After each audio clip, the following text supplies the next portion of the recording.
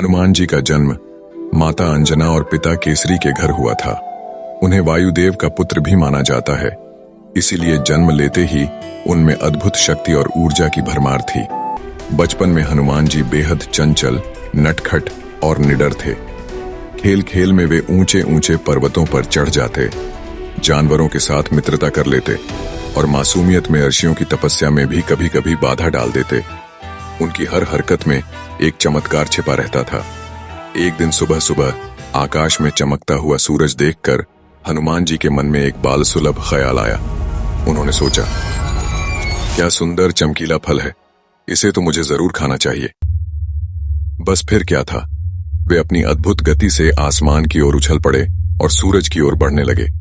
सूर्यदेव अपने रथ पर बैठे उन्हें आता देख चकित रह गए। इतना छोटा बालक और इतनी अपार शक्ति। हनुमान जी को इस तरह सूरज की ओर बढ़ता देखकर देवराज इंद्रमेश घबरा गए। उन्होंने तुरंत अपने सावज्रायन से वार कर दिया। वज्र हनुमान जी की ठोड़ी पर लगा और वे बेहोश होकर नीचे गिर पड़े। ये दृश्य देखकर वायुदेवांश का हृदय दहल उठा। वे क्रोध में भर गए और पृथ्वी से वायु को रोक लिया।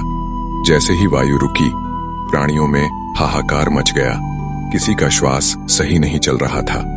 तब देवताओं को अपनी भूल समझ आई। वे सभी मिलकर वायुदेव से क्षमा मांगने पहुंचे और हनुमान जी को अनेक दिव्य वरदान दिए। अमर होने का वरदान, असीम शक्ति और बुद्धि रूप बदलने की क्षमता, संकट से बचाने की शक्ति, शत्रुओं पर विजय का आशीष। इन वरदानों ने हनुमान जी को और भी अद्भुत बना दिया। कहते हैं कि बचपन की शरारतों से परेशान होकर एक आर्षि ने हनुमान जी को श्राप दे दिया कि वे अपने बल और शक्तियों को स्वयं याद नहीं रख पाएंगे। पर यह श्राप भी समय के साथ आशीर्वाद बन गया, क्योंकि संकट की घड़ी में जब कोई संत या मित्र उन्हें उनकी शक्तियों की याद दिलाता तो हनुमान जी असाधारण कार्य कर दिखाते। रामायण में भी जामवंत जी ने सही समय पर उन्हें उनका सामर्थ्य याद कराया था।